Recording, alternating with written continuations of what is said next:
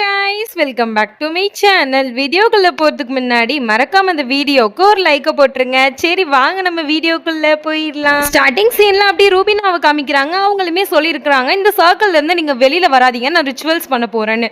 ஆனால் அந்த பொண்ணுமே இந்த சர்க்கிள்ஸ்லேருந்து வெளியில் போய் அவளுடைய ஃபோனை எடுக்க போயிடுறா. இது இவங்களுக்குலாம் தெரியாது. அப்போவுமே அவள் கண் அப்படி ப்ளூ கலராக மாற இதெல்லாம் இவங்களுக்குமே தெரியாமல் ரூபினாவுமே லைட்டாக கண்ணை விழிச்சு பார்க்குறாங்க. இந்த பொண்ணு அந்த சர்க்கிள்லேருந்து வெளியில் நிற்கிறது தெரியுது. சித்ரா நீ என்ன பண்ற அப்படின்னு சொல்லிட்டு இருக்காங்க. இவளுமே நான் என்னுடைய போனை எடுக்க வெளியில போனேன் அப்படின்னு சொல்லவுமே சீக்கிரம் நீ உள்ளவா அப்படின்னு சொல்லிட்டு அவளையுமே இந்த சர்க்கிள்ஸ்குள்ள கூப்பிட்டுறாங்க. இவங்க செஞ்ச பெரிய தப்பே இதுதான். ஆனா இவங்களுக்குமே இந்த விஷயம் தெரியாது தானே. அப்ப ரோஷினி கிட்டேயுமே நீ ஓகே தானம்மா, இந்த ரிச்சுவல்ஸை கண்டினியூ பண்ணலாமா அப்படின்னு சொல்லிட்டு கேட்டுட்டு இருக்காங்க.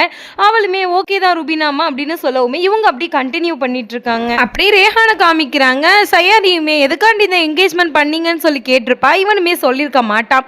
அதனால சயாரியுமே எனக்கு இந்த என்கேஜ்மெண்ட்ல சுத்தமா இஷ்டம் இல்லை, எனக்கு உங்களை பிடிக்கவே இல்லை அப்படின்னு சொல்லிட்டு இருக்கும்போது இவனுமே இந்த என்கேஜ்மெண்ட்டை நீ ஏத்துக்கிட்டனா இந்த வீட்டில் நீ கண்டிப்பா இருப்பேன்னு சொல்லிட்டு இருக்கான். அவளுமே இல்லை இல்லை நான் ஏத்துக்க மாட்டேன் அப்படின்னு சொல்லும்போது இவனுமே இதுக்கு உனக்கு எந்த காசா இருந்தாலும் நான் தாரேன் அப்படின்னு சொல்லவுமே அவளுக்கு டென்ஷன் ஆயிடுது. என்ன மனுஷங்க நீங்க, எதா இருந்தாலும் காசுலயும் நீங்க வாங்கணும்னு நினைப்பீங்களா? ஆனா நீங்க எவ்வளவுதான் கொடுத்தாலும் இந்த சயாரியே உங்களால வாங்க முடியாது அப்படின்னு சொல்லிட்டு இருக்கா. அப்போமேட்டு அவனும் நீ இந்த வீட்டுல இருந்துதான் ஆகணும் அப்படின்ற மாதிரி சொல்லும் போது அப்படி நான் இங்க இருக்கலன்னா என்ன செய்வீங்க அப்படின்னு சொல்லிட்டு இருக்கா. அப்போ நான் உன்னை ஃபோர்ஸ் பண்ணி இங்க இருக்க வைக்கிற அளவுக்கு நீ பண்ணிடாத, நான் எந்த எல்லைக்குனாலும் போவேன் அப்படின்னு சொல்லிட்டே இருக்கான். அவனுமே நீ இந்த வீட்டுல இருந்து போயிருவேன் நினைக்கியோ அப்படின்னு சொல்லவுமே ஆமா நான் போயிருவேன் நினைக்கன்னு இல்லை, நான் இந்த வீட்டுல இருந்து இப்பவே நான் போறேன் அப்படின்னு சொல்லிட்டு அவ கையில போட்டிருந்த அந்த ரிங்கை அவன் கையில வச்சுட்டு நான் இந்த வீட்டை விட்டு போறேன் அப்படின்னு சொல்லிட்டு கிளம்பிட்டே இருக்கா. இவனுமே அந்த கோவத்துல ஒருத்தவங்களுக்கு ஃபோன் பண்ணி, அதாவது வாட்ச்மேனுக்கு தான் ஃபோன் பண்ணி அந்த பொண்ணு அங்க இருந்து போக கூடாது, அவளை புடிச்சு வை, கேட்டை பூட்டி வை அப்படின்ற மாதிரி சொல்லிட்டே இருக்கான். அப்பவுமேட்டு இவ அழுதுட்டே அப்படியே அந்த வெளியில வர பாக்குறா. அப்போ அம்மனுமே நீ எங்கம்மா போற அப்படின்னு சொல்லி கேட்கவுமே நான் எங்கேயோ போறேன், என்ன விடுங்க, இந்த வீட்டுல மட்டும் நான் இருக்க மாட்டேன் அப்படின்னு சொல்லிட்டு இருக்கா. அவனுமே அவன் பண்ணது தப்புதாமா, ஆனா நீ இந்த பிரச்சனை முடிந்த வரைக்கும் இந்த வீட்டுல இருக்கலாம் தானே அப்படின்னு சொல்லிட்டு இருக்கும்போது இந்த என்கேஜ்மெண்ட் எதுக்காக பண்ணாருன்னு எனக்கு தெரியும், எனக்கு நல்லாவே புரியுது, நான் ஒரு ஏழை பொண்ணு, அதனாலதான் இப்படிலாம் நீங்க பண்றீங்க, ஸோ எனக்கு ஹெல்ப் பண்ண யாருமே வரமாட்டாங்கிறதுக்காக தான் இப்படிலாம் அவர் பண்ணாரு வச்சாருன்னு சொல்லிட்டு அவ பேசிட்டு இருக்கும்போது இவனுமே இல்லம்மா அவனுக்கு ஒரு சிச்சுவேஷன் இருக்கு, அதனால தான் அவன் இப்படி பண்ணான், இந்த என்கேஜ்மெண்ட் அவன் பண்ணியே ஆகணும் அப்படின்ற ஒரு சூழ்நிலைக்கு அவன் தள்ளப்பட்டாமா அப்படின்னு இவன் சொல்லும் போது அந்த காரணத்தை உன்கிட்ட சொல்ல முடியாதுன்ற மாதிரி இவன் சொல்ல அவளுமே அதான் தெரியுமா காரணம் உங்களால சொல்ல முடியலன்னா அப்ப அந்த காரணம் என்னன்னு நான் நினைச்சுக்கிறது அப்படின்னு சொல்லி அவ பேசிட்டு இருக்கா. இவனுமே நீ எனக்காக ஒரு ஹெல்ப் பண்ணணும்னு நினைச்சனா கொஞ்ச நாள் இந்த வீட்டுல இருமா, பிரச்சனை சரியாகிற வரைக்கும் அப்படின்னு சொல்லிட்டே இருக்கான். சொல்லிட்டு அவனுமே அந்த இடத்துல இருந்து போயிடுறான். தென் இவளுமே வெளியில உட்காந்துட்டு இருக்கா. அப்பவுமே ரேஹானுமே அந்த கேட் அங்கதான் இருக்கு, நீ என்ன இங்க உட்காந்துட்டு இருக்க அப்படின்னு சொல்லிட்டே இருக்கான். அவளுமே நான் இங்க இருக்கலாம்னு முடிவு பண்ணிட்டேன் அப்படின்னு சொல்லவுமே இவனுக்கு புரிஞ்சிருச்சு, சரி இவ பணத்துக்காக தான் இருக்கிறா அப்படின்ற மாதிரி அவன் நினைச்சிட்டு இருக்கான்.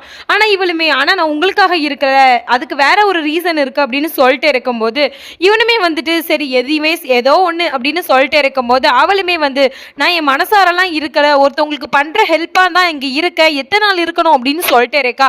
ஒரு வாரம் இல்லைன்னா அதுக்கு கூட நாளும் ஆகலாம் அப்படின்ற மாதிரி அவன் சொல்ல இவளுமே சரி அப்படின்னு சொல்லிட்டு இருக்கா. உடனே அவன் கையில இருக்கிற அந்த ரிங்கையுமே போட்டு விட்டுட்டு இந்த வீட்டுல இருக்கிற வரைக்கும் இந்த ரிங்கு உன் கையில தான் இருக்கணும் அப்படின்னு சொல்லிட்டு இருக்கான். அவளுமே ஒண்ணுமே சொல்ல மாட்டேங்கிறா. இதுக்கும் சேர்த்து நான் உனக்கு எக்ஸ்ட்ராவாவே பே பண்ணிடுறேன் அப்படின்னு சொல்லிட்டு அவனுமே அந்த இடத்துல இருந்து போயிடுறான். தென் அப்படியே நம்ம ரோஷினியை காமிக்கிறாங்க. ரூபினாமாவுமே ரிச்சுவல்ஸ் பண்ணிட்டு இருக்காங்க. அவங்களுக்கு தெரியாது இங்க இருக்கிறது அந்த ஜின்னு தான் அப்படின்றதுமே.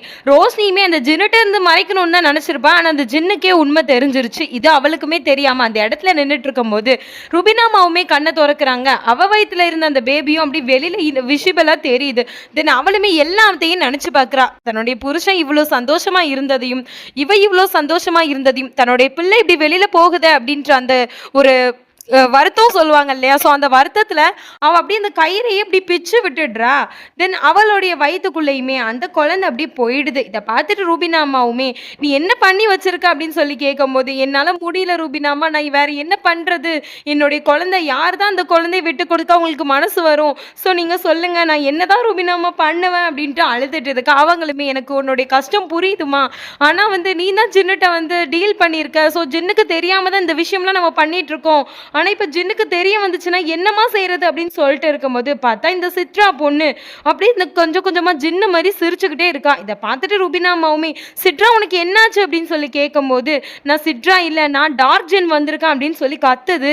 அப்போ இவங்களுக்கு ரொம்பவே ஷாக்கா இருக்கு. என்ன டார்க் ஜின்னா அப்படின்ற மாதிரி பார்த்துட்டு இருக்கும்போது கருப்பு ஜின்னுமே வந்து, நீங்க என்கிட்ட மறைக்கணும்னு நினைச்சீங்களா அப்படின்னு சொல்லிட்டு சின்சா அப்படின்னு சொன்னவுமே அந்த சக்தி இவங்க ரெண்டு பத்தியுமே தள்ளி விட்டுட்டு இவங்களுமே விழுந்திருக்காங்க.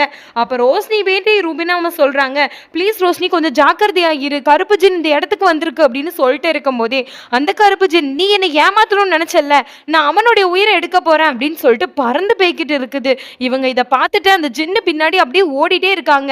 அங்க பார்த்தா அவனுமே, நான் என்னுடைய குழந்தைக்காக இந்த பாட்டு பாட போறேன், ஆனா அந்த அப்பாவுடைய வாய்ஸ் கொஞ்சம் கேவலமா தான் இருக்கும், கொஞ்சம் அட்ஜஸ்ட் பண்ணிக்கோ பேபி. அது மட்டும் இல்லாம உன்னுடைய சாரா ஆண்டியும் சைமா ஆண்டிக்கும் நான் தான் அவங்க தூங்கும் போது பாட்டெல்லாம் பாடி தூங்க வைப்பேன்.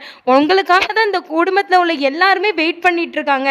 நீங்க நல்ல ஆரோக்கியமா சீக்கிரமா வீட்டுக்கு வந்துருங்க பேபி அப்படின்னு சொல்லிட்டு அவன் காதுல மைக்க வச்சு பாட்டு பாடிட்டு தான் இருக்கிறான். பார்த்தா பின்னாடி இந்த டார்க் ஜின் அவனை போய் அவன் உயிரை எடுக்க போகுது. ரோஷினி என்ன பண்ணுவான் இந்த இடத்துல, அவளுமே அவளுடைய சக்தி தான் அவள்கிட்ட இருக்கும் இல்லையா, அதை வச்சுட்டு அந்த இடத்துல அந்த டார்க் ஜினையுமே கட்டுப்படுத்தி ஒரு இடத்துல அடைச்சிடுதான். அவனுக்குமே ஏதோ ஒரு சந்தேகமா இருக்கு.